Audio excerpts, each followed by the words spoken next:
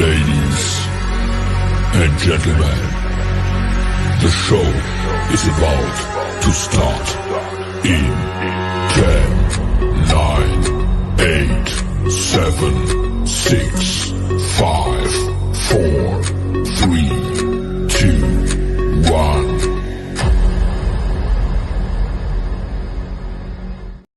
Good evening. Welcome to another edition of That Millwall podcast. It's Friday night. It means it is the live show before Sunderland. If you're just tuning in, you don't have to alter your screens. Stephen hasn't had plastic surgery.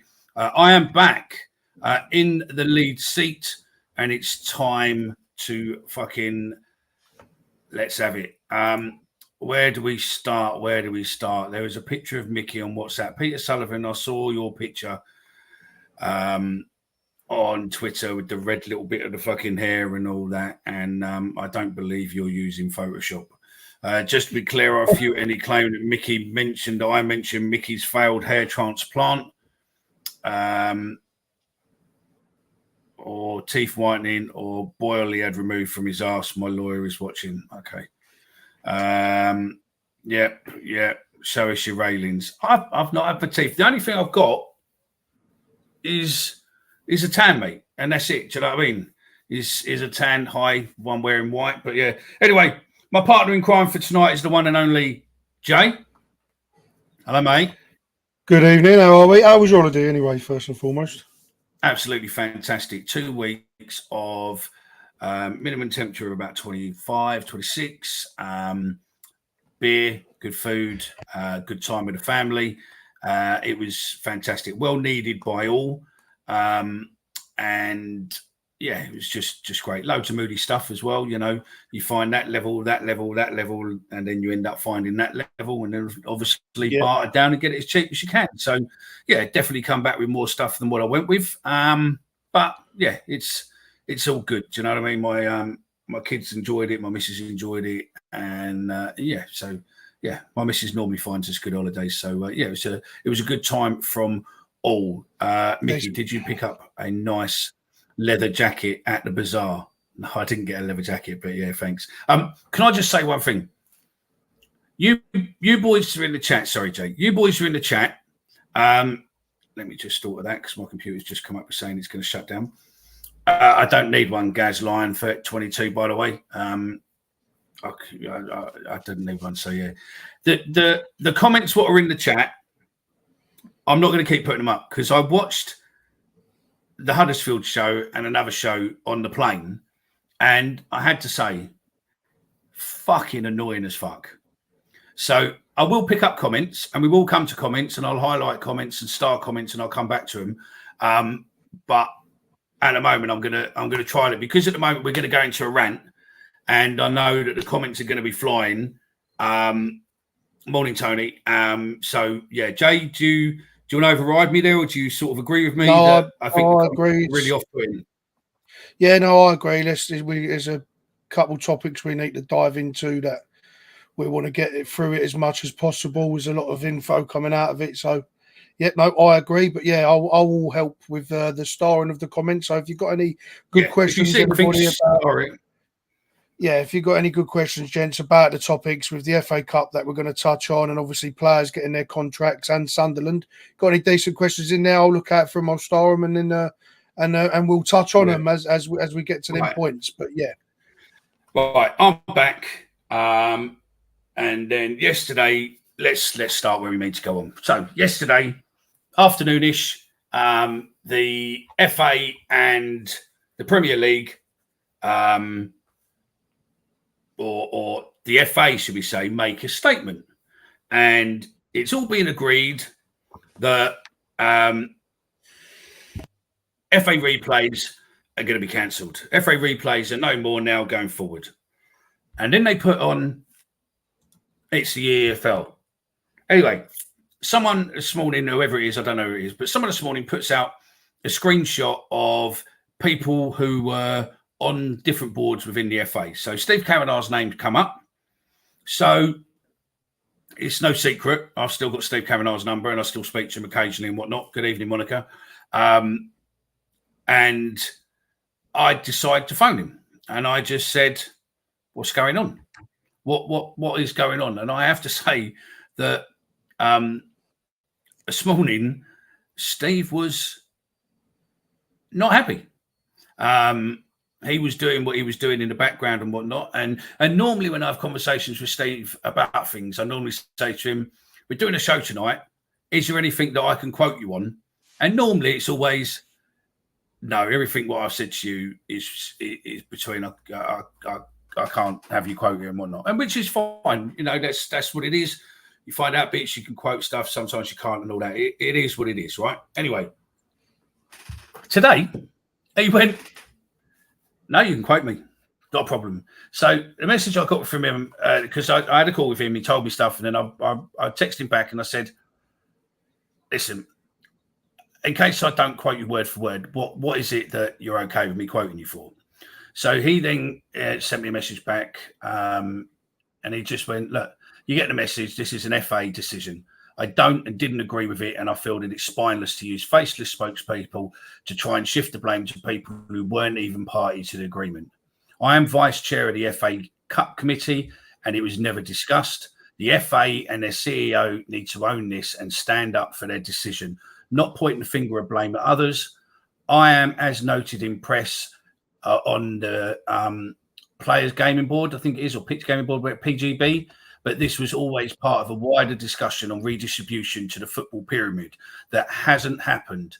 And we have been given a fait accompli, so as to be blamed is disgusting." So basically, what I'm led to believe is there was a conversation topic of, should we get rid of FA replays within the FA committee as such, but it was never put forward to a vote. It was just, "What do you think?"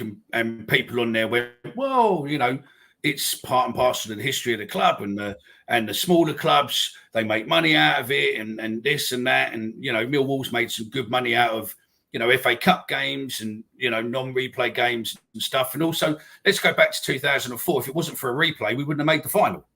Yeah. Do you know what I mean? With Tranmere, wouldn't it? If it weren't for a replay, we wouldn't have made the final. So, you know, replays matter to people. Anyway, I had that, and we put some bits out. We were going to do a statement. Then I found out that Steve was has spoken to Richard Crowley, and obviously, I think he's spoken to the Telegraph. So I knew that there was going to be a story coming out at some point. So I put bits of it out, but I thought we're going to discuss it here. So we'll wait until we get onto here and all that. So if you are watching, make sure you press the like button, please. That'd be great. So anyway, later on in the day, the FA the FA and the Premier League has basically released a statement. So their statement said, "We've listened to the concerns expressed over the last 24 hours and would like to outline the approval process which was undertaken for the 24-25 professional game football calendar. We have been discussing the calendar for the 24-25 season with the Premier League and EFL for well over a year.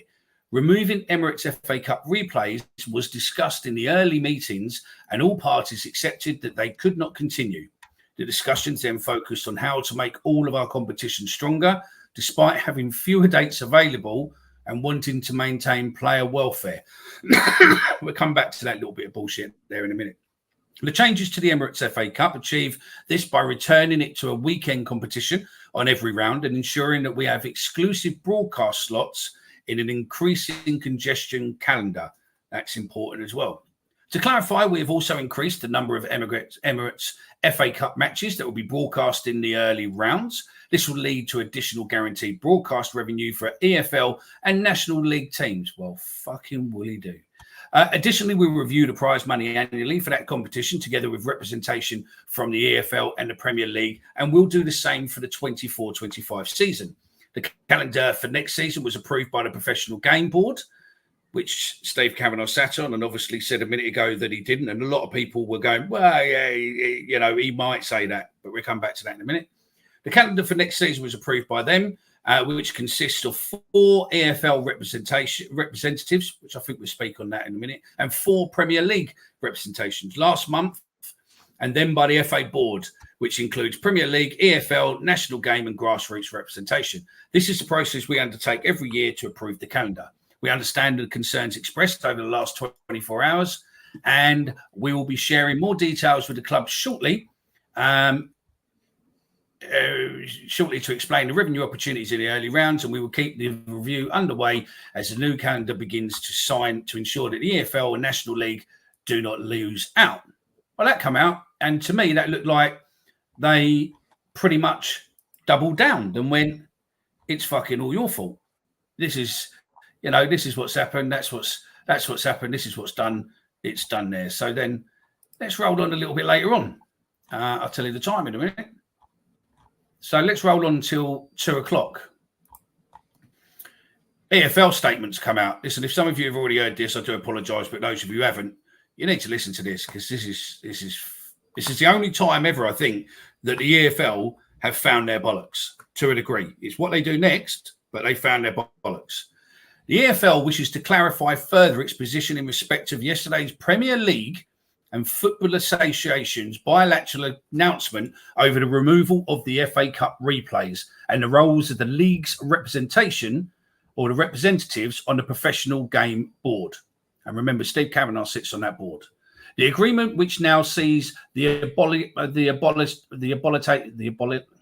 removal of replays from the competition format, was agreed solely between the Premier League and the FA. Ahead of the deal being announced, there was no agreement with the EFL, nor was there any formal consultation with the EFL clubs as members of the FA and participants in the competition.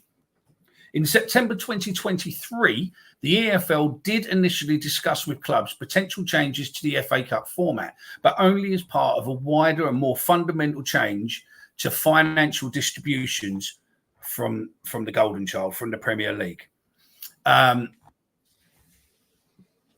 as it is now clear, there has been no movement in this area since September. The latest agreement between the Premier League and the FA, in the absence of financial reform, is just a further example of how the EFL and its clubs are being marginalised in favour of others further up the pyramid, i.e. the Premier League. And it only serves to threaten the future of the English game. The EFL today calls on both the Premier League and the FA as the governing body to reevaluate their approach to their footballing partnership with the EFL and engage more collaboratively on issues directly affecting our clubs. A separate issue in the role of the EFL representation on the Premier Game Board in agreeing to the 24-25 overall fixture calendar. PGB is there to make technical decisions across the game as opposed to key policy decisions such as competition changes or formats. Any decision taken on the calendar involving EFL representation are in no way an endorsement of the joint deal between the FA and the Premier League that impose changes to the FA Cup competition format in isolation. As part of those discussions, the EFL representatives did challenge the position and were told that clubs would be comfortable with no replays. They were effectively advised that as a result of it being an FA competition, the fixture list needed to be agreed as presented. It is also important to note that this matter was not discussed by the FA Cup Committee, a separate group that oversees the competition across the professional and national game. So let's just make that clear. So the EFL weren't consulted.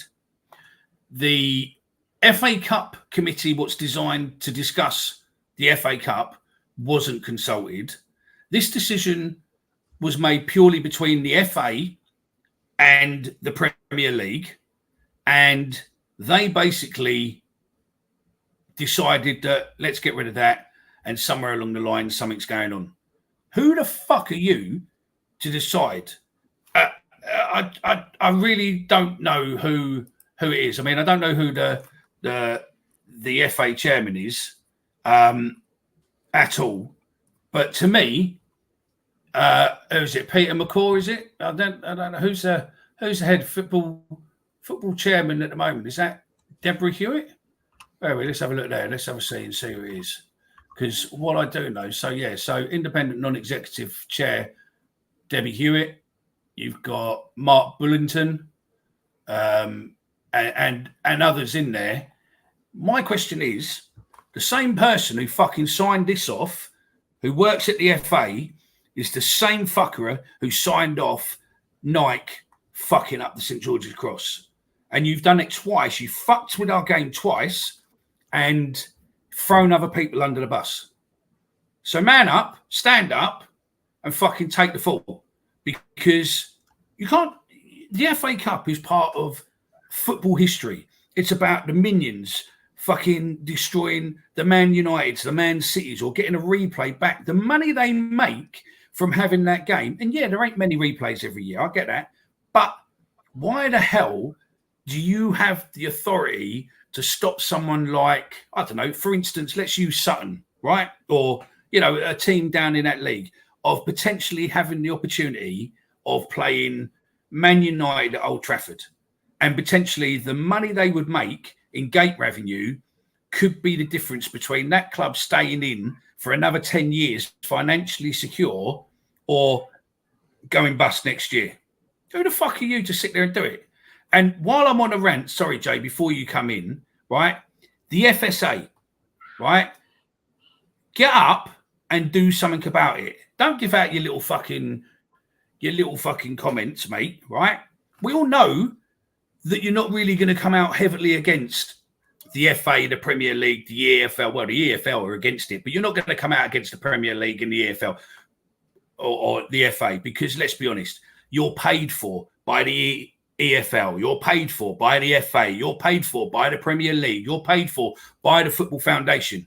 And if you go after your paymasters, then you get no money. And then you're going to have to do some work and actually get fans to join you and pay up and everything else. So, you know, and also we know that you like to take so many representatives to the World Cup and the FA Cup and et cetera, et cetera, et cetera. Do you know what I mean? You are a fan body who's supposed to represent fans. And you, no disrespect, you're about as fucking much use as the MSC at Millwall, mate. That's it. Do you know what I mean? Jay, your point? It's extremely poor. It's extremely disappointing, disheartening. Every negative word you can use them, because there's over 730 clubs that sign up for the FA Cup and only 20 of them have been consulted on the changes for next year. It's just not acceptable. Yeah, if that, honest, you know, the top Premier League clubs, yeah, the top, you'd have your, you know, your Lutons that probably, you know, that have been in the EFL, that appreciate what it means, that would have probably been on side. But as I said, you've got over 700 clubs that partake in the FA Cup. The magic of the FA Cup only exists because of EFL clubs. The Premier League only exists because of the EFL. When the European Super League nonsense was going on, because that affected the Premier League, the FA and everyone was up in arms about that. Premier League was up in arms about that. You can't do that. What about the fans? But now it's a decision that doesn't affect the Premier League and lines the Premier League's pockets with more money and more availability to be able to add more European fixtures, add bigger Premier League fixtures and fill their calendar. It's not a problem then, but now it affects us because these small clubs that are never going to make the Premier League, let's be honest, the way that money's gone now in football, it's extremely difficult, even for some championship clubs, to even sniff the Premier League. But for these lower league clubs, that massive day out, that big day out for the fans, the payday for the club, it isn't just a payday for the club as a nice day out. It actually keeps some clubs going for the next year.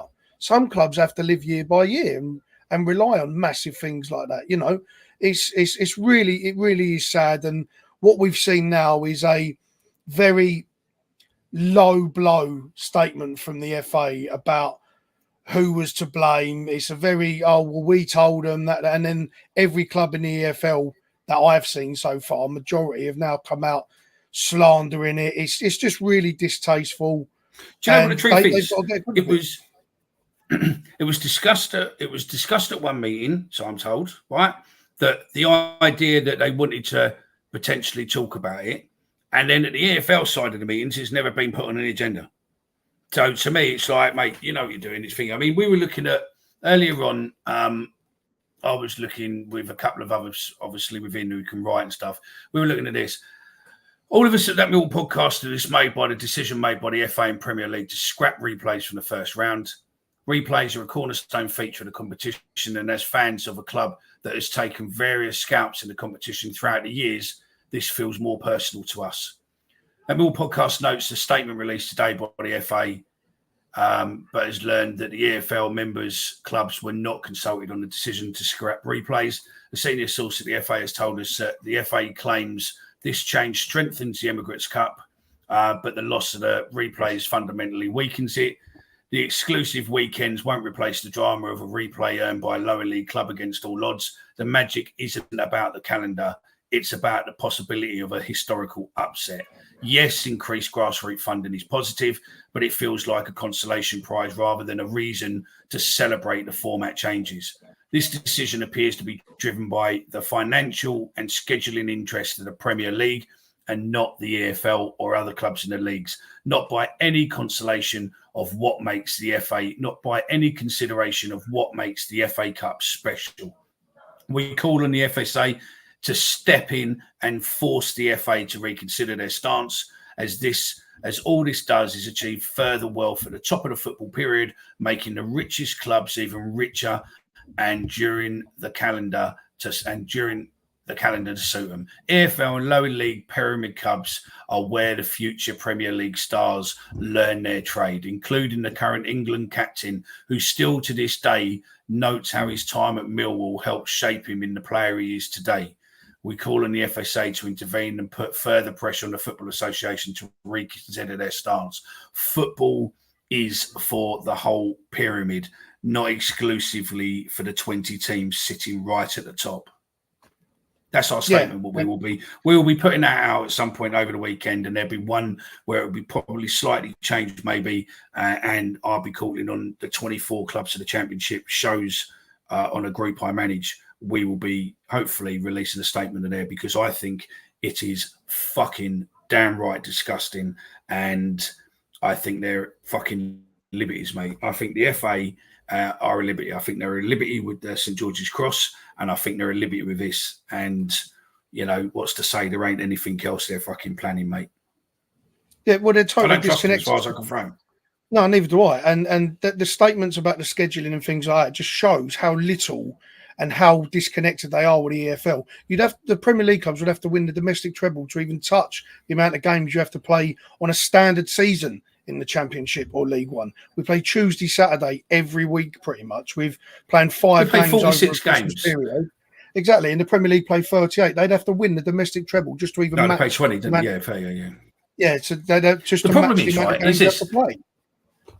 I mean, I'm not being funny. You know, okay, look, I understand that it's the end of the season, for instance, but I think Spurs finish on the 9th of May or whenever it is, or 19th of May, and the 22nd of May they're playing in Australia.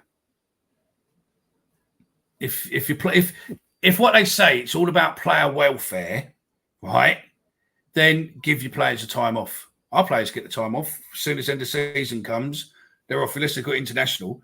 But you know the reason that Tottenham's going straight out after the day they finish is because they've got to be back because European Championship or other games, you know, everything, European Championships and whatnot, they've got to be done, haven't they? It must be really hard for them, though, on their average of 350 grand a week on their private jets, having to travel across Europe to play in top flight football games. It must be really tiring and horrible for them that having a replay away at Tranmere Rovers is going to suddenly ruin their entire season and their career. It's just pathetic. It's so distasteful. It shows a complete separation from the game. They don't realise the Premier League's nothing without the EFL. The FA Cup is nothing without the EFL. The magic of the Cup only exists because of teams in the EFL creating that magic. It's just about lining their pockets. And do you know what? I was really against the European Super League, but it might not be a bad thing just to get these fucking clubs out of English football, fuck them off, and keep the ones that actually care about it, innit? The reason it's happening is because next season, the EFL, the Champions League changes, and also the Europa League changes, and also the TV scheduling for the EFL changes as well. So there's going to be more media deciding on what they want to do, more 5 o'clock kickoffs. Just like everyone's going, the 3 p.m. kickoff, the blind side. I'll tell you what's going to happen with that is Sky's going to make games 12 o'clock and whatnot, and basically circumnavigate that ban until it becomes pointless that there's a 3 o'clock ban. Then that 3 o'clock ban will go, and then Sky will then go, boom, back to 3 o'clock. And then they basically will just put shows on at 3 o'clock. Once that comes off, they make it impossible. So there's only 1 or 2 games at 3 o'clock, and go, well, look, it's pointless having a 3 o'clock blackout. There's only 1 or 2 games now because they've put money in and moved them all around now with them and Amazon and BT or TNT, whatever it is, and all that. And then they come back to the table and go, right, everything's back at 3 o'clock now once they've got their way. And, mate, there's so many fucking stupid ass rules around football. It's fucking ridiculous. I honestly, it's one of the most craziest fucking things in the world, right? The drinking rules. It's illegal to enter a stadium and stadium piss. Technically, you can be arrested for entering a football stadium drunk. If they wanted to and be wankers, they could nick you for it, right? Yeah, I could go to rugby and fucking sink 24 fucking pints of Guinness, be fucking carried up the road, and it's not a criminal offence. So I could go see, I don't know, Taylor Swift, get absolutely wankered beforehand and walk in the stadium, no problem whatsoever. Football, fucked. Football, to be potentially to be arrested for drunk and disorderly, is you have to be unsteady on your feet and smell of alcohol, which means basically you could, in theory, throw a can of beer over me at some point so that I smell of beer and then trip me up in front of a copper. And technically, he has enough grounds to nick me, potentially. But we will go into that in a later show within another couple of weeks, because I am bringing on doing a show with a football lawyer. And we can address all of these and answer questions and whatnot and stuff like that. So, let's go through some of these comments, shall we? If Brad was good, no, let's come back to that one. We'll come back to you in a minute. FA lied through their teeth. Chris, 100%, mate, 100%. Where football wasn't broken if big clubs can't handle a few more games, pull out the cup competition, or do not ruin it for all the other clubs that depend on a replay. At Old Trafford, Stamford Bridge, Tottenham, these replays are the difference in a club folding or surviving. Fuck the Premier League. Why didn't Steve or Millwall put a statement out? That would have saved him a lot of grief. I think the problem was it was fast moving, and I think it's not a Millwall issue. It's a Steve Kavanagh issue. And I think that Steve wanted to do it under his own name rather than doing it at the club. I think, when things what he controls, like, he does his CEO notes and stuff like that, I think probably we'll see a lot more about the story in there. Richard Cowley's obviously put a statement out. I think there's an article in the South London, and I think that there might be a few more coming out. But I think a lot of the EFL guys are going to start coming out against the FA, because the FA is incompetent, absolutely incompetent at the top. Do you know what I mean? And maybe we need the independent regulator to start a petition. No, we don't. Do not get fucking confused by that.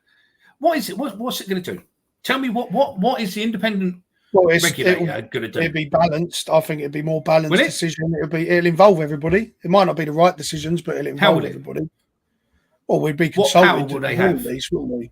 Will we? Well, that remains to be seen. The power that they have, don't they? But I think I was a fan on the board.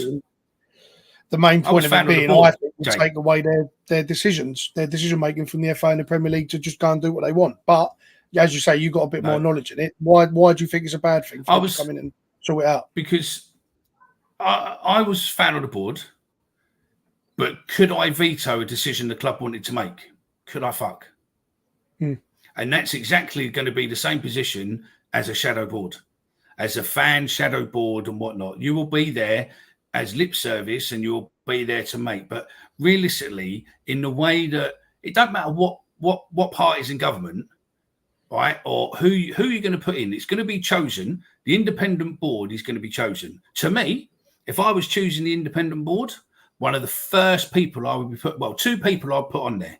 I would put Tracy Crouch, right? And I would put Kieran Maguire. Yeah, and they would be the two names what will go on their fire, right? Because then there will be. But the problem is who else do you fill it with, and what power do they have?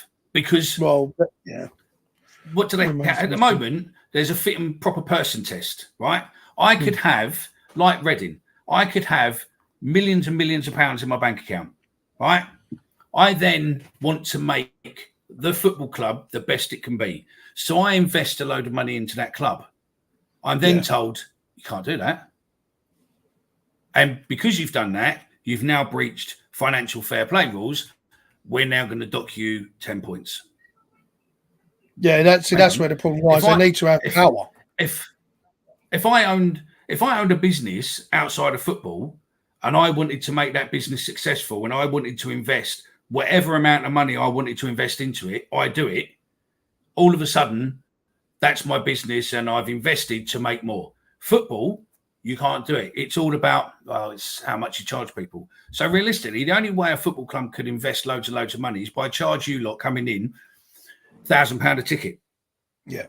Because that way, then their revenue's accounted for and it means how much they can then put into the club. And that's never going to happen because it's just not going to happen. So I don't actually physically see, and I'm more than happy the FSA or other people who want to have a debate about this independent regulator. I honestly think that this independent regulator is great on paper, but realistically, do you really think that the EFL, the FA are going to have? Look at the Premier League. The Premier League is circumnavigating it now as best they can. That's the problem. Yeah, the power. They don't want to give up the power.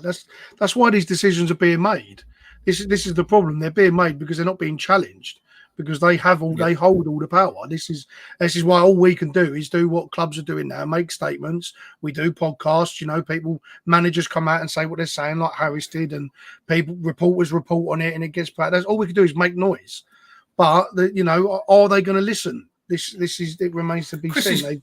Chris is good at there. Look, FFP was supposed to create a level playing field, but they still allow parachute payments. So this season, right? Who's going to come down? Sheffield United, Burnley and Luton, likely. And Luton. Burnley, Luton. Right? Are going to come down. Luton, dirty wankers trying to fucking be a poach keeper and a gamekeeper at the same time, mate. With the money coming down to the pyramid, now they're up the top. It's like, I don't want to do that. No, parachute payments are really important. Only because you're fucking coming back down. But parachute payments, all of a sudden they come down with what? I think it's 88 million, 90 million, thereabouts. They come down with that. What we got, we ain't even got that. Our chairman, I think, is putting in about 17 million a year. We'd love to have 80 million to be able to put into the club. We can't do that. Yet they'll have that for 3 seasons. Exactly. And then they'll have that money for 3 seasons. But there'll be now one of the clubs that bounces up and down, like a Norwich, like a Fulham, like a Sheffield United, and they will now have that for the rest of their EFL / couple seasons in the Premier League careers, and the club like us that have never made the Premier League before will always suffer. So all they do is they slowly make themselves richer, and it's the same teams that go up and the same teams that come down. Apart from Luton, it's been the same for years and years and years. It's so disconnected, but that's what they want. They don't care. They really don't care about it. They've already had the arguments of the money coming down to support the EFL in the first place. This is just another way of them not doing that. What decision is it going to be next time? Do you know what? Daily Millwall has a good point there. Look, no, that's it. Daily Millwall's got a good point there. He says because teams going up were awful, the Swindon, the Blackpool, the Derbies, etc. The parachute payments have made the Championship miles better, which they have, but they've made it. The problem is that when you've got the same teams bouncing up and down. So, like you just said, Norwich up and down, Leeds up and down, Southampton up and down, Leicester, they were and up and all of that. And then the other ones coming back with forward, Burnley, etc., etc. And all of a sudden, you're going to end up having probably 10, 12 teams in the Premiership, in the Championship, with all the money. And then that's it. Millwall's never going to get anywhere near. I mean, don't forget, Millwall will never, ever, ever spend 20 million on a player. Southampton spent that. Leeds has spent that. You know, most of, I think, Ipswich, it's not Ipswich, Norwich, not Norwich, Norwich has before. You know, most of those around there have spent bundles of money. And you're like, how the fuck is it fair? You know, I don't agree with a wage cap and all that sort of shit, but there should be another mechanism to be able to go, fuck it, right, let's have it. Do you know what I mean? This is now the way to do it and fair. And I just don't know. I mean, boycotting, someone said earlier on, boycotting the FA Cup. What are you going to do? How are you going to boycott it? You're only going to boycott it if every single fan in the country does it. If every fan says, fuck the FA Cup, right, then good. Or if every fan wanted to sit there and stick it to the Premier League and went, boff, cancel your Sky subscription, ain't going to happen. That's the problem. I think the only, you know, go on. I was just going to say, I think the only way that clubs will be able to do it is they start fielding a weakened side and show that they're not interested in the FA Cup. That's the only way you can get around it. But then they get fined. Yeah, I know. For fielding a weaker club. You know, to me, just put the kids out. Just put the kids out from day one, because I think the rules are you have to keep the team or whatever. I don't know what the rules are. You know, someone will probably... Something along them lines, yeah. But that's the way to do it. Yeah.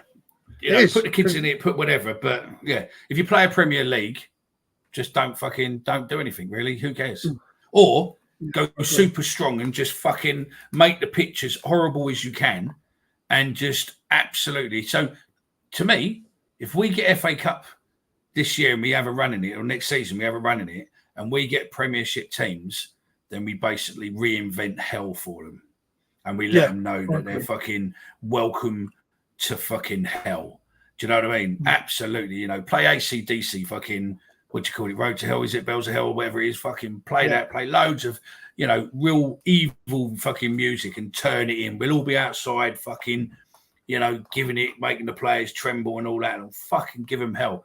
That's the only way you're really going to do it. You're not going to be able to do anything else because, unfortunately, you can't do it. You know, no one's going to do it fully. No one in the country is going to boycott the thing, because you'll have some people now. If we put a survey out or whatnot, I guarantee you that you'll have a load of people who will, you might not, we'll see, but yeah, you'll have some people go, yeah, some people go, oh no, I don't think it's right, or I think it's right, and all that. So yeah, it's one of those, mate, isn't it?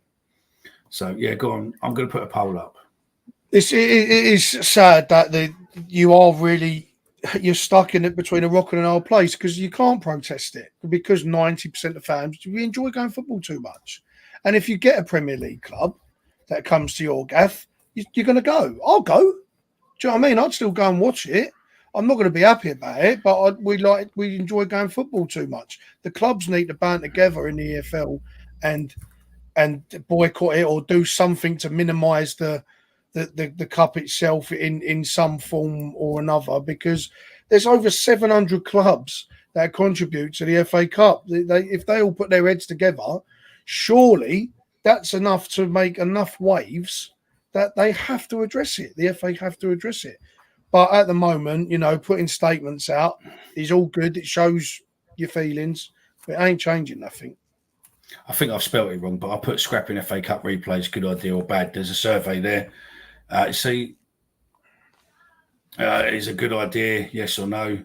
And yeah, we'll see. But as I said to you, look, where is it? As I said, now look, scrapping FA Cup replays, good idea, yes or no? And we've already had 6% of the vote say yes. That's where I'm coming from. Do you know what I mean? Yeah. If you've got people sitting there going, yeah, okay, 5 now, people have changed their mind. But, you know, you're still looking at it going, why? Why the hell? Okay, there's only 27 votes there. Get voting now. If you're watching on Twitter, you won't be able to vote on Twitter. But if you go over to our YouTube channel, there is a vote on there, and go. And again, if you're on Twitter, you can get involved in the comments. Mehmet, you know, if Millwall were in the Prem 5,000, Steve K would be voting no replays. No, he wouldn't. No, he wouldn't. He's got fuck all. It's about the game. And And that's what it's about. It's about the FA Cup as a historical thing. It's not about thinking, listen, right? I don't think Steve does things right all the time. And I've had my battles with him during my time as fan on the board and everything else. But Steve does stick up for us if and when it's needed. When, not over small stuff, but stuff where the FA and people like that keep trying to fuck us, or Sky trying to fuck us and stuff like that. Then he does. He's banned Sky Sports before from the training ground when they fucking cut an interview they did with I think it was Neil Harris, to be fair. And they've been banned. I've known the Daily Mail being banned through, writing a negative piece. The BBC being hammered. There's loads. I mean, Christ, he got an apology from the FA over the Wembley thing, where, it was their fault that people done. He fights our corner. Yeah, look, I'm not his biggest fan. I'm not his thing, but I do think that some days sometimes it's a lot easier to attack people than it is to suddenly go, actually, is it done? The thing, what I suppose with the statement is, are we bound, Mickey X fan on the board, given we are EFL, are we banned by FA rules? Yes. If you, for instance, like that time when we had Everton and we got done for the chant or different bits, then you are done under FA. You're done under FA rules as such, or the EFL rules. But yeah, you're a part of the Football Association. So depending if you're playing it at the FA's ground and whatnot, then yeah, you are still. You're an EFL club, same as the Premier League clubs or PL clubs. We are EFL clubs, and we are statuted by the EFL rules. But the global football body is the FA, which if you breach a rule, what is within them, then you can still be. But the FA is more. The FA is more about the FA Cup and obviously England games. That's all they give a fuck about now is England. Yeah. Don't give a fuck about us, because you've got the FA up there, the EFL over there, and as long as they give the FA in the middle a little drink throughout the day, then they're like, yeah, you run what you want to run. It's bollocks, mate. It's absolute bollocks. Football is being absolutely fucked. Every season, every year, everywhere you want to look, mate, it is being fucked. I mean, while we've got someone at the top like the FSA who does very little in really making a noise, unfortunately, it's always going to stay that way. To me, you should have proper representation. What will basically, there would have been a statement out by now, basically calling everyone out and going, this is it. Because you'll have insider knowledge and you'll just go, bop, this is what it is, not that. It's, it's this, and we call on this. Let's have a look while we're here. FSA statement, there we go. This is your basically, this is your, Millwall had the AMS during the regen, yeah? This, or right now we've got the MSC, right? Every football fan in the country, this is your MSC as such, right? And this is their statement. Today, the FA announced substantial changes to the FA Cup, including the end of replays from the first round proper. A more detailed breakdown of the changes are found on the FA website here. Below is a statement from the FSA in response to the news, right? So there's 1, 2, 3, 4, 5, 6, 7, 8, 9 lines. Our fucking statement from the podcast was more than theirs. And see which one you think's got more fucking clout. It's clear today's announcement about the FA Cup has not gone down well with a lot of fans up and down the country. Supporters are concerned that the changes to the FA Cup will further diminish what makes the competition enduringly popular, namely its history, heritage and tradition. While we recognise the footballing calendar is coming under impossible strain due to increasing blots of FIFA and UEFA competitions, recent surveys of both our members and National Council reveal serious concerns about loss of replays and the impact that could have on the magic of the competition. The FA Cup is the oldest domestic competition in the world, an asset of national importance, and we have shared these concerns with the FA as its primary custodians. Well, fucking whoopee-doo. Go bare your arse on Oxford Street. You would have got fucking probably more response doing that, mate, than what you have there, mate. That is a fucking piss-poor fucking statement. That statement should have read, we, as the body, what represents all the fans up and down the country, call out the FA and the EFL to reconsider their thing. In fact, I would probably have gone even fucking more and had a lawyer on that, being that they are this big body, and had a lawyer on that to look at it and go, right, what are we doing? Do you know what I mean? Where are we? We just clicked out a line. Are we still on? Yeah. It's all right. It's all right. There. My internet for some reason has just dropped out. But it's okay. We're on in this one, so that's fine. That would be, to me, if I was them, I'd have lawyers looking at it and seeing if we can hit an injunction. Yeah. There'll be lawyers what will work. There'll be lawyers out there right now what will work pro bono on that, right, who are football fans and whatnot. And I would seriously be looking to see what legal avenues we've got to be able to force the FA to stop until there's further, because all these statements have come out now, yet, they haven't. That to me, if that was my statement, I've written on there and said, we're taking current legal advice to see what we can do to stop this.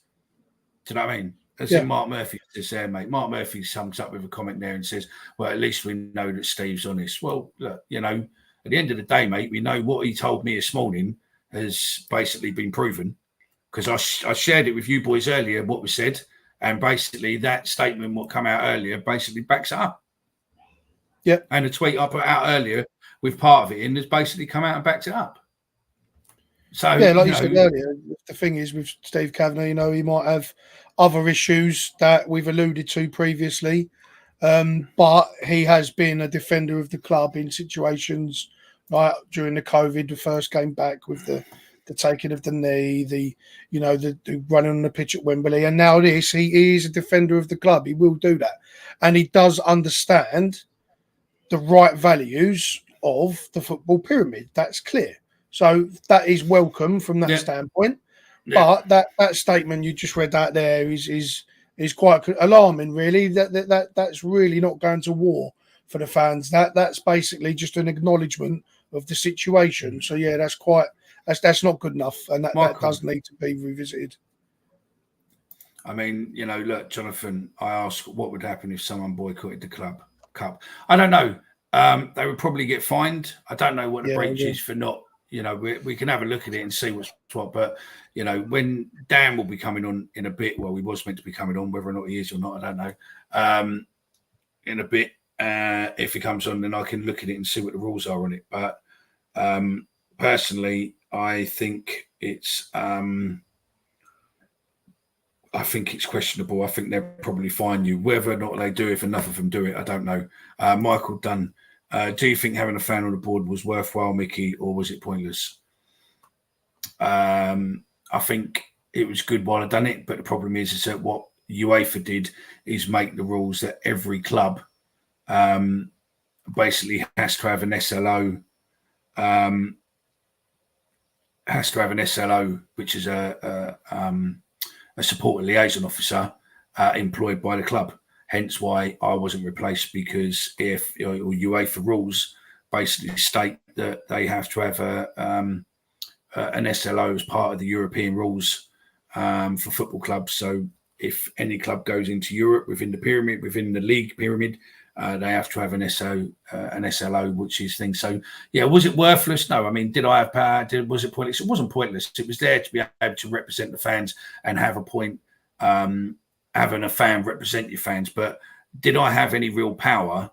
No, it was always a game of give and take. It was always you give an inch, they give an inch, and it was always done. But on a level of being able to get things for fans what needed it, whether that be a signed shirt or a video from a player, or meeting a player, or getting a player off a ban, or actually dealing with fans who've been fucked over by the old bill, etc., and helping fans out that way, writing people character references, stuff like that.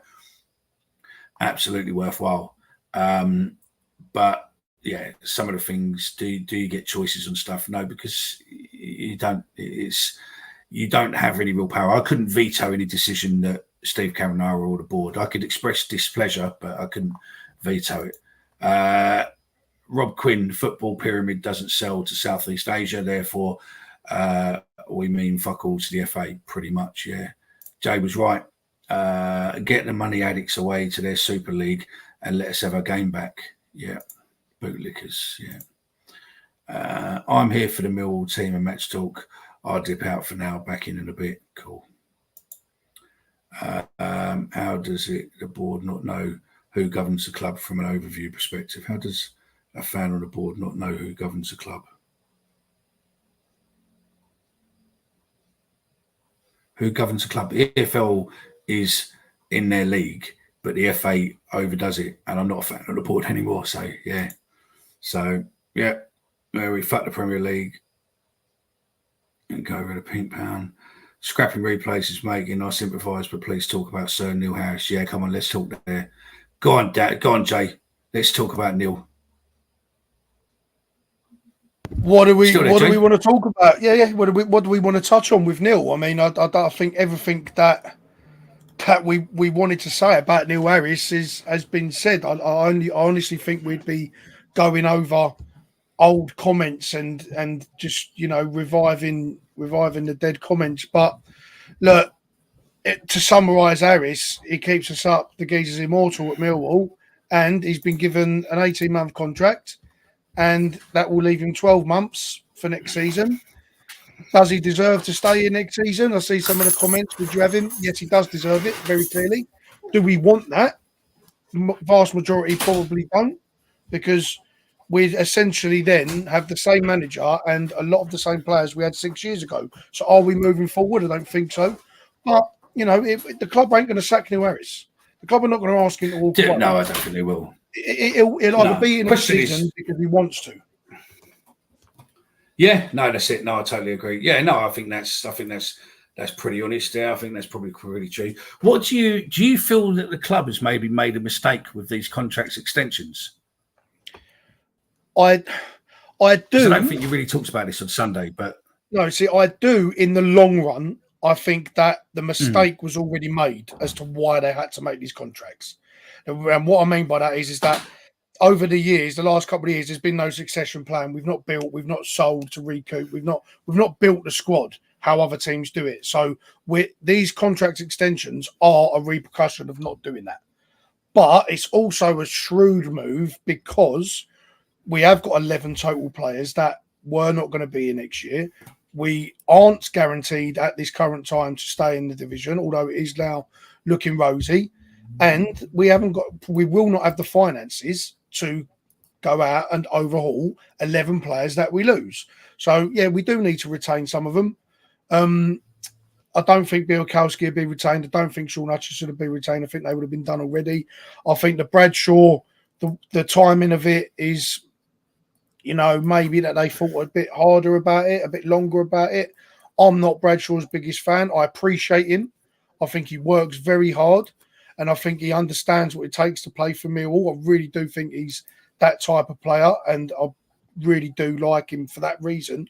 But one good year in 6 years and being a regular on the injury table means that you are a wage thief, essentially, at a club that doesn't have a lot of finances to allow you to get away with that. So I personally wouldn't have renewed Bradshaw when you've got Nisbet, Imarku, you've got some exciting forward players.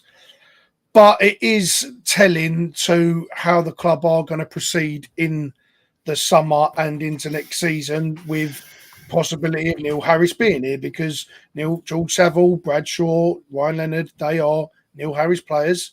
He would have had to have probably signed off on Saville and Bradshaw coming back. I don't think Leonard, I think that was a given, but Saville and Leonard would have definitely been Harris's input.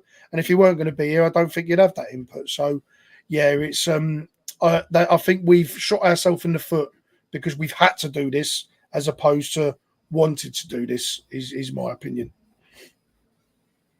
Yeah, I think the club had no option but to get him back.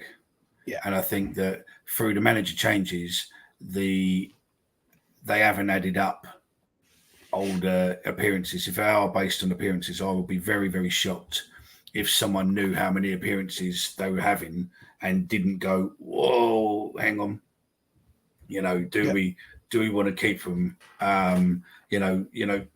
Bradshaw is a good lad, but he's been injured a lot, and he'll come back. And is it going to be a long-term injury? I mean, we discussed this on the pod, didn't we? On the chat, that it's in the players' interest to have those extensions triggered because it means they're guaranteed another year, and it's obviously not necessarily in the club's interest to trigger those contracts. So I don't know, and I don't think we'll ever find out about it. To be fair, we might do, but no. I mean, if anyone's at the end of season dinner and that, just ask a question. If you're sitting next to Bradders or Leonard, Leno and that, just turn around and say, did the club make a mistake? Is that why you got the extension or not, and see where they go from there. Like you just said, we appreciate Bradders. No, that's it. Yeah, thanks for coming. Off we go. I've put a survey up. There's a vote on if you want to get on there and vote on YouTube, on the comments in YouTube. Are we happy with Sav, Lenny and Bradders staying?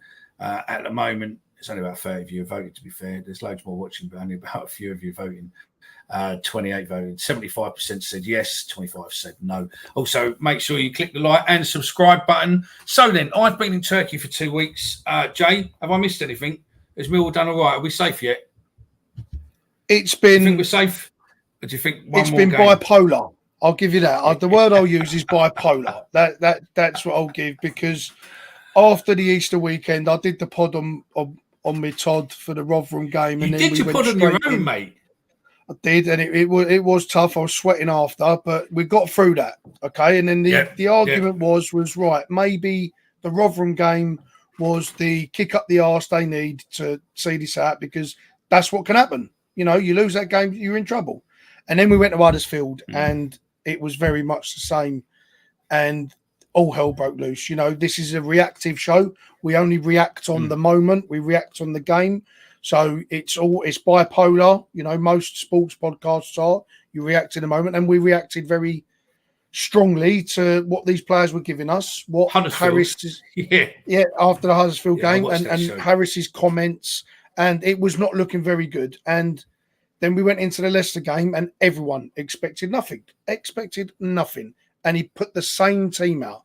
That was the one thing that we didn't expect out of the Leicester game. But you know what? Credit where it's due for the players that we slag off or that I do anyway. I won't speak for everyone, but the players that I slag off, the comments, the situation that around some of the things that Harris has done, for all of that has been completely backed up from Harris, from the players last week, and made us all eat crow. And now we're sitting going into the Sunderland game knowing that we haven't even got a win to stay up. If results just go our way, we're up mathematically. And that's credit to the players, credit to Neil Harris. He was brought here to do one thing only. And if he keeps us up, he's achieved that, whether it's tomorrow or whether it's a fucking 0-0 draw or loss at Swansea and results have gone our way. He's done his job. And that's all I have to agree. Sorry, but I have to agree. Dan is coming in a minute once he decides to put his camera on. I have to agree with Tony. If any Wall supporter thinks we are safe, you have not supported Wall. There is that. Wall needs something versus Swansea is still on the cards. It is indeed. So yeah. I mean, a point keeps us up. Yeah, tomorrow. we're still. A point keeps us up tomorrow. So. I mean, yeah. Welcome, Dan. You've missed the near an hour rant about the FA Cup, and now we've gone on to Millwall. So you've come in at the right time. That's okay. Yeah, no, we've been talking about it plenty today, haven't we? Yeah, no, that's it. So yeah, I'll let you talk thingy. I just need to get a drink. So yeah, I mean, I think we've done Neil Harris, but I mean, what's your thoughts on tomorrow's trip to a million miles away to Sunderland? I'm just going to shoot. In Sunderland, so chat amongst yourself. Yeah, I'll waffle for a bit if you want, mate. I was going to say, Sunderland haven't been in great form, which probably poses a greater risk to us, to be completely honest. Obviously, our last few away games haven't been good, but our last two performances at home have been good. So if we can take a bit of momentum with us, up there, it'd be good. And as you said, Jay, we only need a point. I hope he doesn't go up there and try and play for just the point, because that's what he's almost tried to do at Huddersfield and Rotherham, and that's where it went so badly wrong.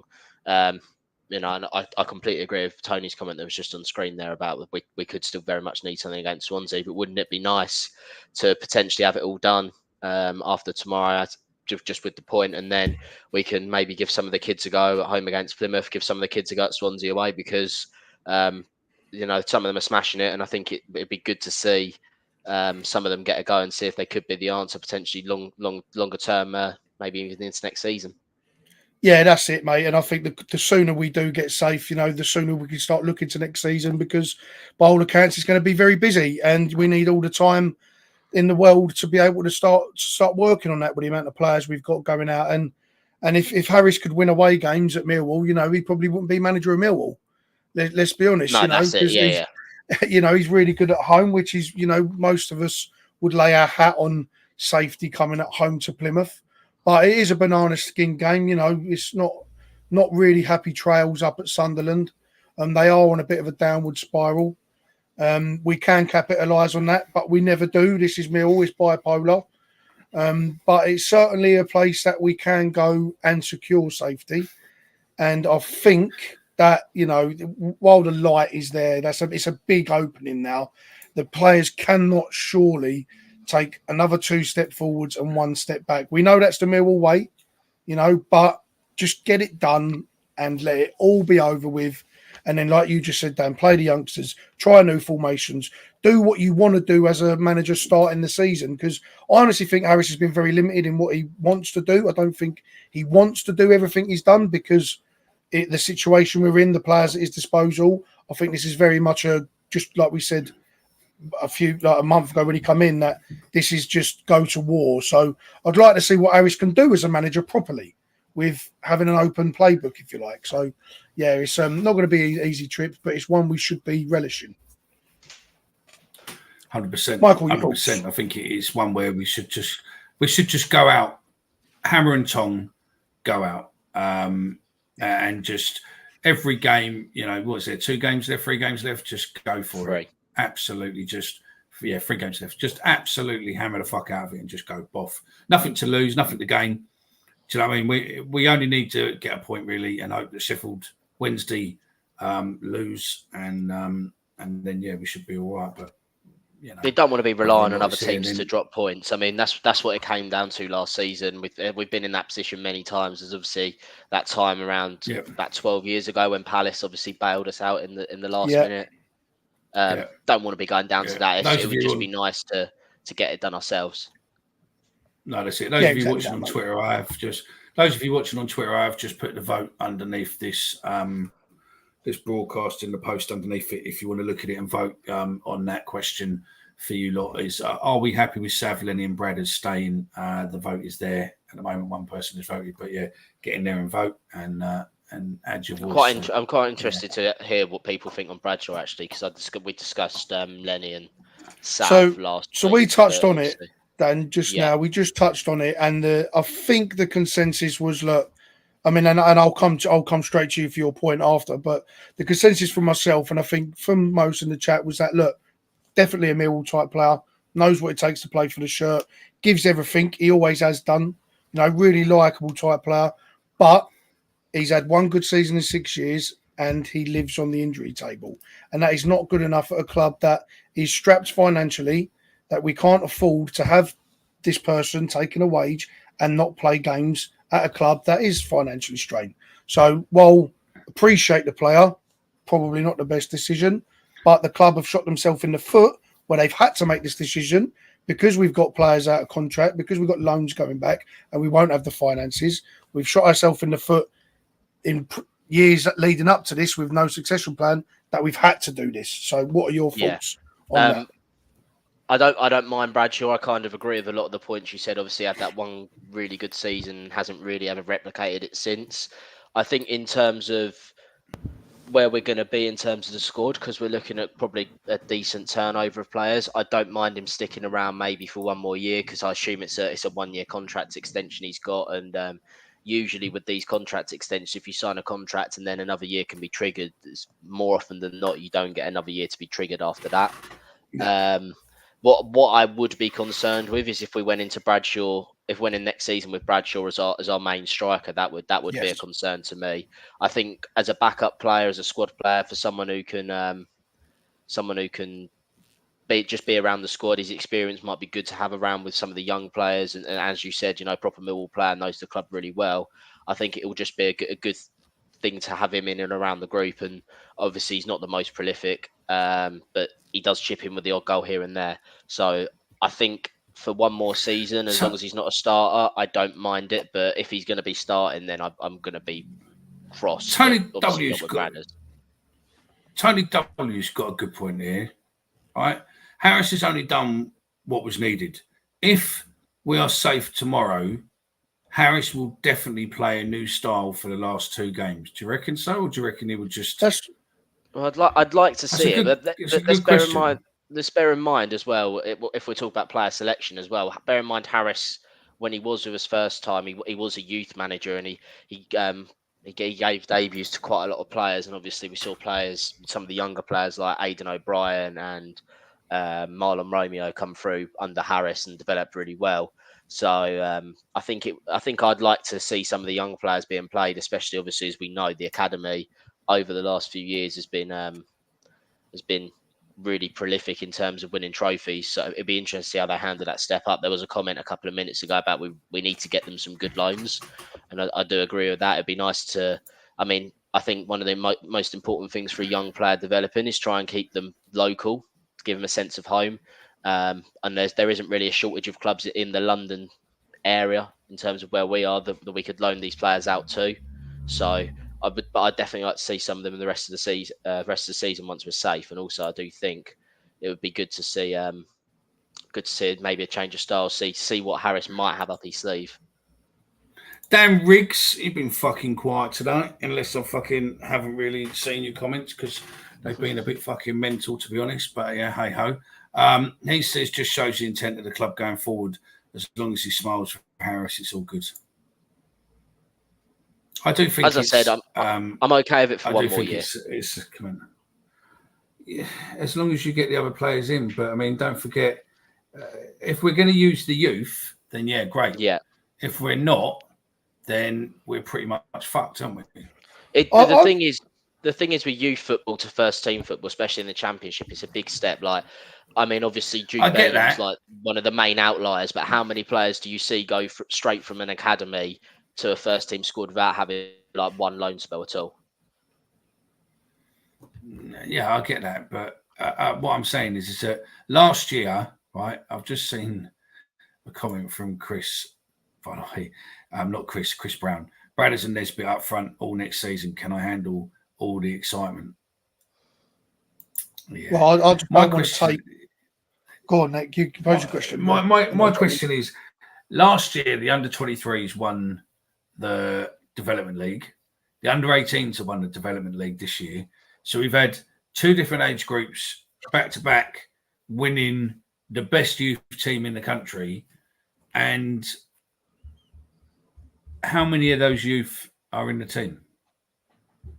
I understand the under-18s are obviously young. I understand that, and we're not doing. But the under-23s are the team that won and beat Sheffield United in the final last season.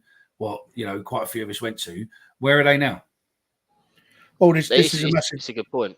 It's a massive problem that the club has had, not just from bringing players through to play for the club and earn a status at the club, but for a financial point of view and all. We don't bring players through, see the potential, give them games, rack their price tag up, and then sell them on. We don't do that. Bristol Cities, your Norwiches, they all do that. The disconnect from the academies to the first team is almost like a top tier club where you've got to be a Phil Foden or a Cole Palmer to make it into the first team at these clubs. We haven't got the luxury of the finances or these amazing players. We should be relying heavily on the youth setup. We've let some good youth players go, really good youth players go. But look at that. If we're still here, I don't get Mark Murphy's point there. If we had a bigger squad, then some of our youngsters could go out on loan. But they're not used in our team, in the first team anyway. So realistically, why can't they go on loan? If a lot of them went out on loan this season, then next season they might have had the experience and all that to make the step up. But I agree with what you said, Dan, about under 21 development league to suddenly coming into championship football is a massive jump. It's like, I can ride a push bike and now I'm going to drive a bus. Yeah, I mean, obviously I think SA's maybe the one outlier, but I think a lot of us would maybe say that SA could probably do a loan spell, to be honest, next season to bulk him up a little bit and get used to the demands of first team football, because he looks good when he's came on in his flashes, and I think most of us would like to see him get more minutes. But if he's going to be able to go play in League One, quite a physical league, and get minutes consistently, it's only going to be good for his development, isn't it? Got to be one of the first that go out the door. I think he really does need that experience, because, like you just said, Dan, there's a proper player there, and a year's loan will do. Look what it's done for someone like Alex Mitchell, who's a breath of fresh air. They love him there. Will he come back? And this is the problem that we'll have with SA. Will he come back? Will another club go, bloody hell, we'll take him. We'll offer you 600 grand. We always sell low, Millwall. We always see a pound note and go, we get itchy because we don't have that sort of money. We're not a financially driven club. So we always take the low ball. It is a concern, but we need to start doing it, because at some point we have to change our philosophy on. We need to start bringing the youngsters through, as opposed to keeping people too longer when we could get money from. So we let people die at Millwall and let the youth leave. So we look after the old, get rid of the young. We're the oldest squad in the league. We've had the same players we've had for over half a decade. Something has to completely flip to where we get younger, we get more talent, we get hungrier, we get faster, and we start having a turnover. How many clubs do you see with the same squad in 3 years' time, in 2 years' time? How many players? I get it. So it's a problem of ours that needs to change. The problem I have as well is that, look, mate, I understand what you're saying, mate, but he's playing at the moment in League Two? League Two, yeah. He's going to be League One now. Yeah. Yeah. They promoted. Yeah. And you look at it and go, okay, yeah, great. But is he actually a championship player? Because if he was a championship player, we wouldn't have sold him, would we? Well, jury's out on that one. We have let quite a few talents slip through the drain in the last few years, haven't we? So, I mean, depending on what the price is, I don't think it's the worst shout. I think Alex Mitchell definitely needs to be given a chance in the first team next season, especially. We're all consigned with Tanganga going. I think Hutch is out of contract, and there's every chance he could be off as well. Wallace, he's probably going to be off. We're going to be light at centre half. What you've got to look at with Mitchell is that Mitchell come into football late in life. 15, 16, he come into football. He was a professional rower. So in the short amount of time he's been here, he's been out on loan, but he's not doing bad considering that he changed sports halfway through his life. That's why he was very lanky. He's very lanky and quite solid, because he was a professional rower. So his dad was telling us when we went to Sutton at the beginning of the season that he was a very, very, very good rower. And obviously he's got into football and all that. And, Gary Rowett didn't really talk to him. And, he had another year on his contract and Millwall wanted to keep him and put him out. It's whether or not they're going to bring him back and keep him, or they end up going to get rid of him. They have to. The thing is, I think he'd be phenomenal if he got. He's a Millwall type player. Lincoln fans are raving about him week in, week out. Considering, as I just said, we're probably going to be losing 3 of our centre halves. I think we absolutely have to give him a chance. I think, I can't say I've watched too much of Lincoln this season. When I've watched him, I think he's been good. I think there's going to be a real player in there, and as you said, he's one of our own. We're always going to get well behind one of our own. I think we've got to give him a chance. Yeah, Dan Riggs has got a point there. People get to hyper when it comes to our youth, but where is Tyler Bury now? And I don't get to love him with Oxford's reserves, mate. He's at Oxford's reserves. They signed him on loan from that Danish club in January. The Danish club booted him out because he had attitude problems, and now Oxford won't pick him because he's got attitude problems. Allegedly, of course, allegedly. Thank fuck for that. We aren't the oldest squad in the Championship. Come on in, Gaza. Tell us who is the oldest are one of them. Right. I mean, the other one as well. Oldest. Yeah, I think we are. Are we fatty? That's a bit harsh on Obafemi. That's very harsh. Zian Fleming for Fleming. Yeah, he's a little bit in it. 1 League 2. If we sell Alex Mitchell, do we get 500-600 grand? Get him in the first team. If we sell Alex Mitchell, what do we get? 500-600 grand. Got to play next season. Get him in the what do you call it? Yeah. Neil Harris signed Bradshaw, Saville, and Leonard 6 years ago, and they've all been given new contracts. It's an absolute joke, and would only happen at Millwall. Buy back, and if he ain't a champ player, then resell for profit. But if he ain't a champ player, are you going to get good money for him? Now, there is some fairly rich teams in League One, to be fair, but realistically, if we buy him and he flops, that's probably going to send his market value down. Potentially, yeah. But we have to bring the light. So let's buy him in and then we'll sell him for nothing. I think it's a good idea to bring him back, though. I really do, and then it will add to Dan's point earlier, my point as well, that you can have Bradshaw on the back burner to come on late on, when someone's tired, but ultimately a Nisbet or Laffy partnership, if Harris is in charge and wants to go 2 up top, still not 100%, mate, and want to go 2 up top, then that could be quite exciting, if that's the route we want to go down. But don't bring him back and then just sell him for the fun of it. Bring him back in, bring Mitchell back in, get the youth players firing back in, and we have to. We ain't got the money. That's true there. Another the period when we had Kevin O'Callaghan, Mehmet, Dave Martin, Andy Massey, and Brian Horn. They all come through the youth, and then obviously they were all part of the team that won the promotion. I'll go down and then I'll bring up Steve's comment. Steve's comment's going to say, firstly, we've got Adam Malachi, who's obviously been out on loan at Sutton. What's the thoughts on him? I think I'd probably quite like to see him return.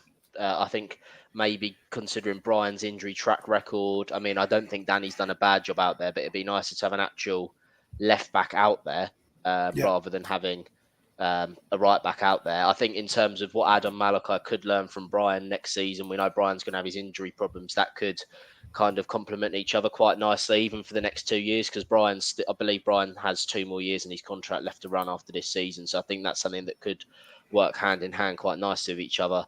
And secondly, there's no shortage of talent in South London. You've heard some of the names that we've had on our books. You've heard some of the names that have had trials that are just on our doorstep. There's absolutely no shortage of talent out there. We just need to go out and pick it up before anyone else snaps it up. Yeah, exactly that. And that seems to be something that we're doing very well at. No, Steve Bevan come up with a good point there. If our kids were that good, League One teams would be banging on the door to loan them. We don't know if they are, though. There could be a chance that they are, and we just don't know because we don't really know much about a lot of our transfer dealings until it's near enough a done deal. There was little to no talk of Alex Mitchell going out on loan, and then because he was playing pre-season friendlies for us, and then a couple of days later it's time for Lincoln on loan. We don't know. There's every chance clubs might have came in and said, "Oh, could we have a look at Romain Essa?" And they might have gone no. Well, Hull looked in, didn't they? Yeah, allegedly again. And then what would that have said if we would have let him go to Hull? But then again, he'd be playing even less for Hull than he would be for us. Yeah, without a doubt. Yeah, no, that's it. Gaz has come back. Huddersfield average age is 33, Cardiff 31, Birmingham 30, Millwall 27. So we're top 4 oldest team in the league then, which is out of 24 teams is still right at the top, and it does need to change. If we don't give American Rover, thank you very much for your voice messages, by the way. I haven't been on the show since you started sending them, but yeah, we've got your message. And I don't think you were as drunk as what you said you were, but yeah, I'm not going to play them out for you, but yeah, but we might do next season. So yeah, he says, look, if we don't give these younger players a chance in the first team, then we will never know their true value.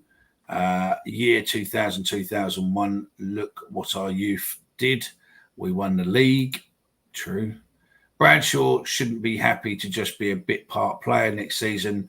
Time for him to move on. You need to bring youth players through together, not singly. They've been playing together since 9 years old. They have a footballing connection you can't buy. Now, that is a good point, because I remember speaking to, I can't think who it was now, an ex-player, where I think it was Cherno Samba said that when they come over, when he come over to Millwall, they brought 5. I think there was 5 players they brought over from the team he was playing in, because they were setting the world on fire, and yeah, it went from there. So yeah, so that does make perfect sense. Need a goalkeeper. Get that guy from Rotherham.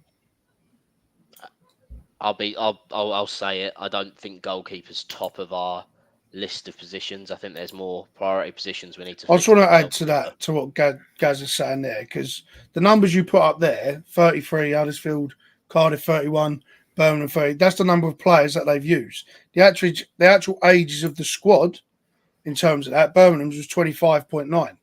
The average age of the squad, that's lower than Millwall. Cardiff's average age lower than Millwall.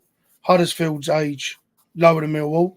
You got West Brom as the oldest average age in the squad, using 28 players, with 27.6 years old. Ours is 26.3. You got 3 teams that are around the same age of the average starting 11, which is 26 years and 3 days. You then only got 27.6 and 26.8 being the difference. We're still top 4 with a couple of other clubs at being the oldest squads in the league.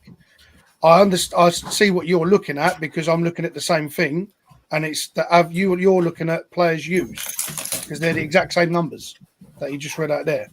It's a known commodity that Millwall are one of the oldest teams in the league, and it does have to change, and we have to get younger, and we have to get better talent, and we have to have a succession plan.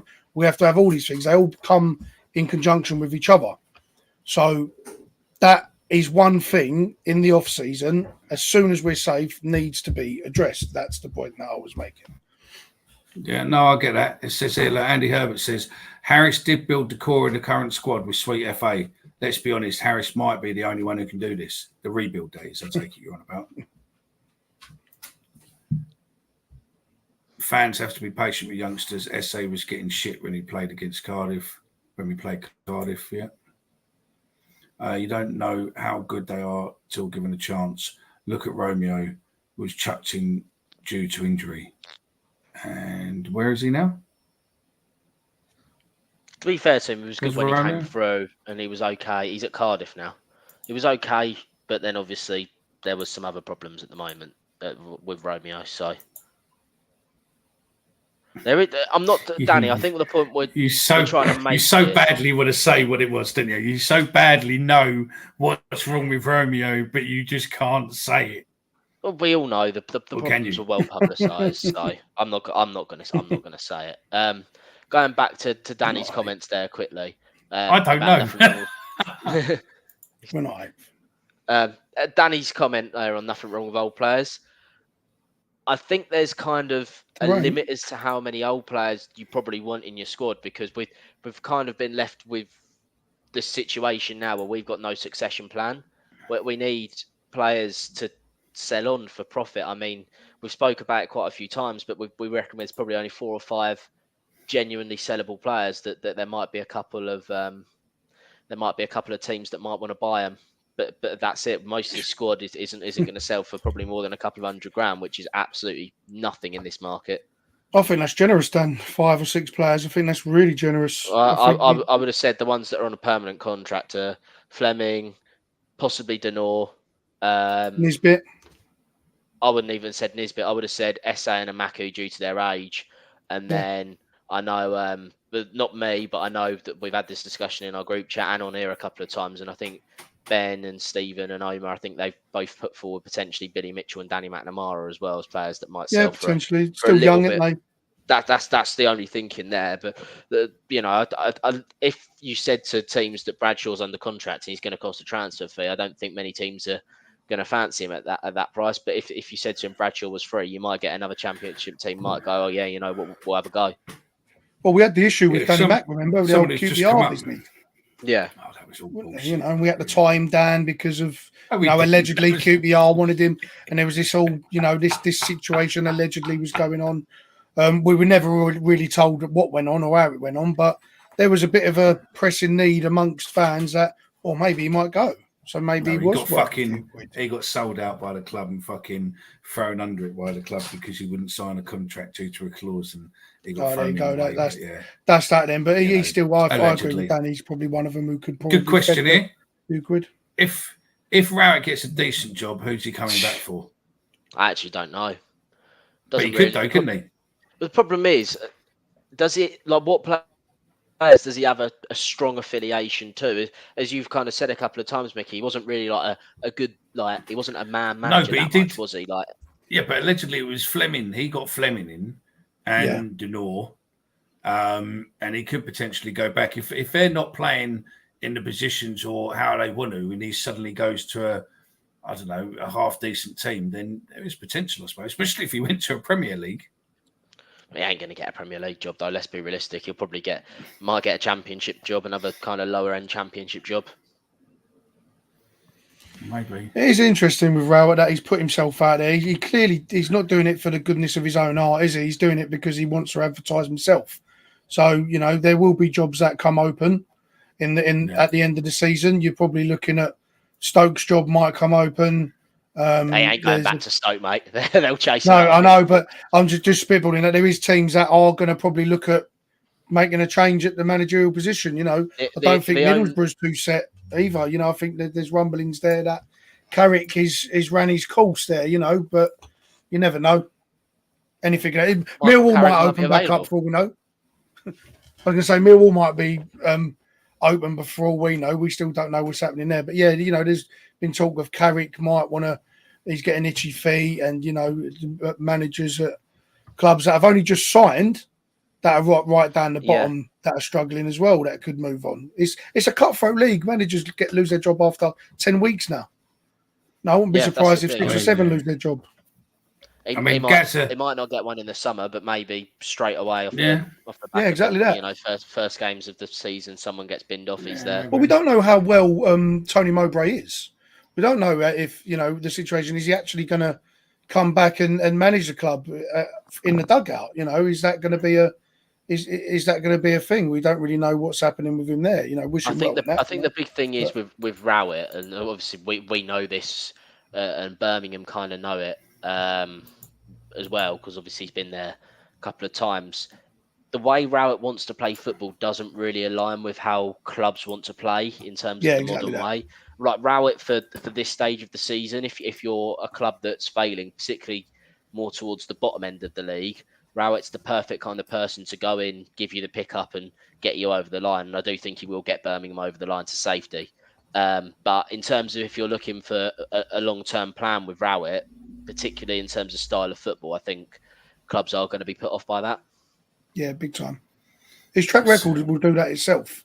What he did at Stoke when he had a bigger club, and he did do well at Millwall, but he's known for being a jump man, isn't he? He likes to jump ship, so that will put clubs off. Clubs want to get younger, more modern now. We've seen that. We tried to do it, so I don't think he's going to have people banging his door down. But there is a market for Gary Rowett. Someone said he's like a Sam Allardyce. He is. He'll keep you up. Yeah, he's a championship Sam Allardyce, pretty much. Yeah, he fits into that Tony Mowbray kind of bracket, doesn't he? He fits into that sort of mold. The Coventry manager as well, like Robbins. Them sort of managers, they're not going to be top level managers. They might not take you anywhere, but they'll keep you in the league and they'll keep you ticking over and they'll keep you stable because they're really good managers and they keep the club at a good level and the turnover is pretty good. So they know what they're doing, but they're not Pep Guardiola's.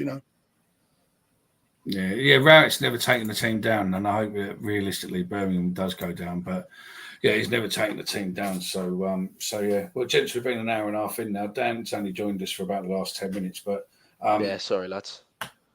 That's all right. Let's do predictions then for tomorrow. So Sunderland versus Millwall. Get your predictions in the comments. Off we go now. Make sure you like and subscribe. Not enough of you have been liking my on those of you on YouTube. It's probably because you ain't been here banging on to everyone about it, Mickey. I feel like that's part of that's it. That's part of my hosting gift that's missing at the moment. That's it. Well, yeah, you need to get back on it. So come on, make sure you like and subscribe, and everything else. And also, you can vote on Twitter if you want. You've only got about 30 minutes left, so that's all good. And also, can I throw another question out there, Mickey? Is that all right? Yeah, you can do whatever you want, mate. Go on. All right, cool. Obviously, season's approaching its end, but we've thrown a couple of things out there that we're probably going to do over the summer. But if there's anything that obviously the listeners would like to see us do, we're more than open to ideas and seeing what you'd like us to do. Obviously, sometimes in the off season, it can be a struggle to get some stuff out. So if you've got any ideas that you think could work well, then let us know. We have got a quiz. We will be doing the quiz. Me and Jay have started writing a quiz, haven't we, Jay? Yes. Oh. Jay looks as if he's falling asleep tonight instead of Dan, who's constantly like this. No, I'm good. I was intrigued with what Dan was saying there, and then you mentioned, I was like, yeah. I mean, let us tell us what you want to do. Tell us what you think is. I mean, loads of you are coming in, so let's have a look. Where are you? The Ghost will be here next season playing Harris' new style. Who's the Ghost? He might be right. Yeah, maybe. No, it's not. We'll still be here next season playing Harris's new style. Yeah, anyway. Whatever that's 1-1 for Tony. 2-0 Millwall.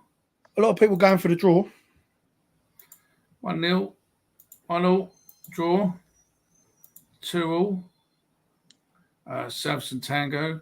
Benny Fenton was the best of the transfer market. Yeah, funny game. Sort of game Harris needs to win next season. What else we got? We got 0-0. Get Jay a Red Bull. Jay's been very unwell for like 11 days at the moment. He's getting fed up with it. Yeah, mate, play it, lad. I'm one of them. I'm one of them where I have to feel sorry for myself. I am like that. I'm not ashamed to admit that either. Feel sorry for me. Where is it? Ideal started campaign for a Harris statue. I can chip in a fiver. That's a good idea, Gazza. I like that. Yeah, we are talking about that. We're either looking at doing a podcast or doing a quiz for charity. We will have a new charity partner next season, and that will be the Win Trust, which is obviously supporting Charlie Wynn, raising some money to get him a full skeleton suit so that then he can start, a massive part of his rehabilitation and get back. He was in hospital for the best part of 6 years. He's now home. I will be hopefully looking at speaking to Charlie soon and do some videos with him and stuff and sharing his journey, etc. going forward. But they will be our charity for next season, and everything what we do is in the charity event and everything else throughout the season will be there. There'll be a Just Giving page, stuff what will appear on the page, and that will be throughout the season so that you can donate throughout the season, and then we get to the end and then we know what's what. So it's just our way of raising some cash for them. Jay looks like he's praying for Buddha. Sunderland 1, Millwall 3.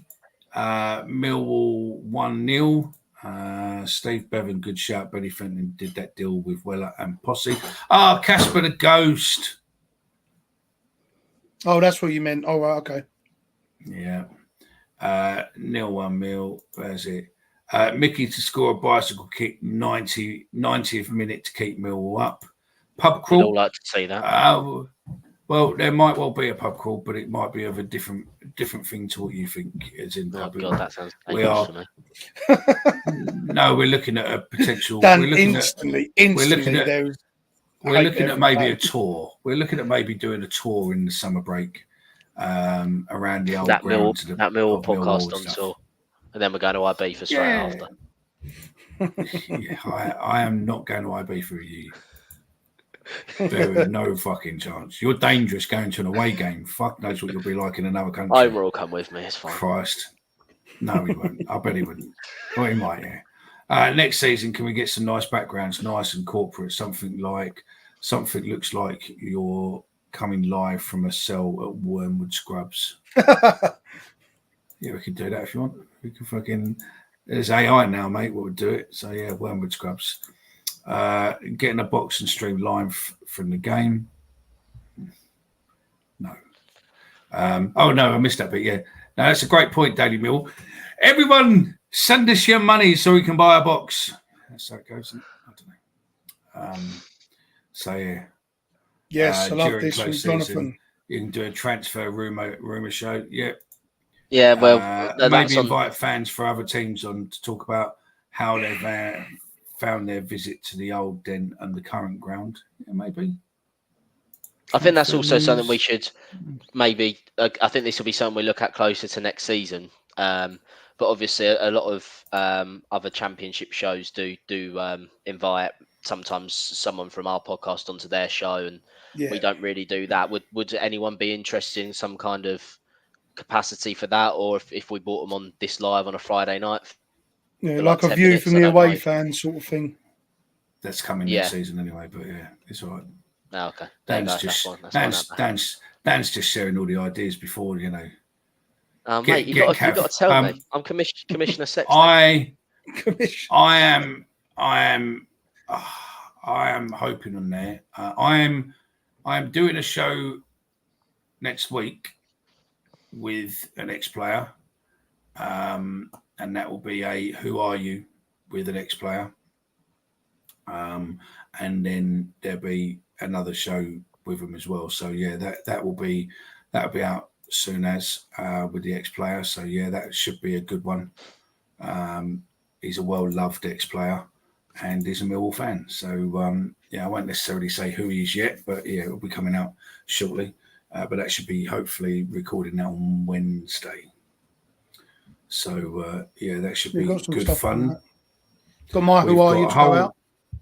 Yeah, we've got a whole new rebrand of the website, and more information than that will come out shortly.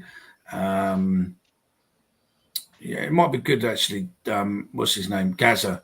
To have a chat with you at some point, fella, because it might be worth linking to your site or so, mate, because or seeing what we can do with data on your site if you've got it in Excel format and stuff, and maybe we can make an AI information thing for it so that you can just put questions in and it will give you the answers or so, or use it or so with the data and that. But yeah, we can have a chat, get in touch. We can do that. Other than that, I think we're pretty much done, fellas. Our predictions. Really don't know what else. Yeah, go on. What's your prediction? I'm going to go 2-0 Millwall. And do you think the team's going to change? No, I don't think so. I think Harris is just going to go, and we're going to. I think we might have a little bit of pace put in there, but I don't think so. I think it'll be. I don't know. Is Nisbet fit yet, or is Bradders fully fit? He might be back. Nisbet might be back. Maybe I can't remember where he was on the bench. He was on the bench. Yeah, he was. Okay, well they're both back. Reckon he will look to get some minutes into both of their legs from the bench. I think he's going to find it hard to justify dropping Obafemi after his last few games. I can't see too many changes. Not while there's still jeopardy. Yeah, and what's your score, Dan? 1-0 either way. Won't be many goals. 1-0 either way. Oh, I'm going to say he's going to keep the same team, but George Honeyman is fit and comes back in to replace. Well, is he fit? SA? I don't know. Allegedly, he's touch and go. So I think if he is fit, I'm talking as if he is fit. He comes back in for SA, same team that's been Leicester and Cardiff, and I think we win 2-0. Yeah, I think 2-0 as well, mate. So yeah, that's it. Let's we'll end it in traditional style. What I do, negative Dan, thoughts, final thoughts, fella. Obviously, it's not been the season we wanted. Let's just remove any potential jeopardy as soon as we can. Let's not drag it out because I've still got PTSD of what happened around this time of year ago. So the sooner it's done for me, the better. So yeah, get it done, lads. And then go and enjoy a night out in Newcastle. Exactly. That's it. Just to second what Dan said. Just get it done now. Enough's enough. No more one step forward, 2 steps back. Get it out of the way. Get safe. Start looking to the future next season, and lose the last 2 games to see what we've got, who you want and who you don't want. But yeah, let's lower the blood pressure levels of everybody, every fan, and get it over and done with tomorrow and relax. That's it. Millwall's going to win tomorrow, and my ending message is the FSA, find your bollocks and become a proper representation for football fans, and the FA in the Premier League, go fuck yourself on the desert islands. You don't deserve to be anywhere near football. And the FA, you fucked up St George's Cross, which was an absolute fucking treacherous fucking decision, mate, and you should be hung for treason for that. And also fucking removing FA Cup replays. Just go give your head a wobble in the page, mate, and fucking hand in your notice. See you at the job centre, fella. Oh, giddy up and get away. Oh, we're going Millwall and we're going today. Here we go, rocking all over the dance.